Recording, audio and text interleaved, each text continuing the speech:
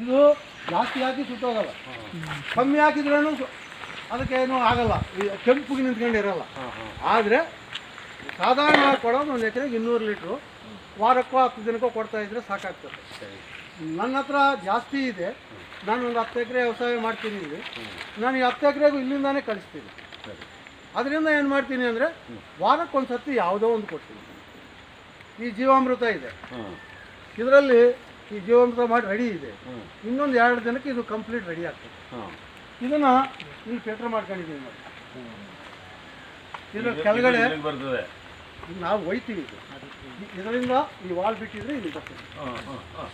ಇದರಿಂದ ಈಗ ಅದ್ರ ಮೇಲೆ ಅದು ಹಾಕ್ತೀವಿ ಕ್ಲಾತ್. ಈ ಕ್ಲಾತ್ ಇದ್ರ ಮೇಲೆ ಹಾಕ್ತೀವಿ. ಸರಿ ಸರ್. ಒಂದು ಸರ್ತಿ ಫಿಲ್ಟರ್ ಆಯ್ತಲ್ಲ. ಈ ಕೆಳಗಡೆ ಜಲ್ಲಿ ಇದೆ 20 mm.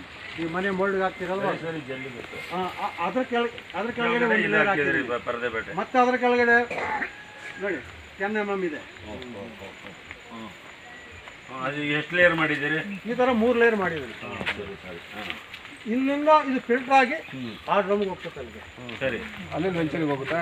ಅಲ್ಲಿಂದ ಕೆಳಗಡೆ ಇನ್ನೊಂದು ಡ್ರಮ್ ಇಟ್ಟಿದ್ರೆ ಅದು ಅಲ್ಲಿಂದ ಇಲ್ಲಿಂದ ಇಲ್ಲಿ ಕೆಳಗಡೆ ಹೋಗಿ ಫಿಲ್ಟರ್ ಎಲ್ಲರಿಗೂ ಕೆಳಗಡೆ ಹೋಗಿ ಇನ್ನೊಂದ್ಸರಿ ಫಿಲ್ಟರ್ ಆಗಿ ಮಾಡ್ತೀರಾ ಸರ್? ವಾರಕ್ಕೊಂದಿನ ಕಂಪಲ್ಸರಿ ಮಾಡಿಬಿಡ್ತೀವಿ. ಕರೆಂಟ್ ಏನಾದ್ರು ವ್ಯತ್ಯಾಸ ಆದರೆ ಒಂದಿನ ಹಿಂದಿನ ಮತ್ತೆ ಅದನ್ನ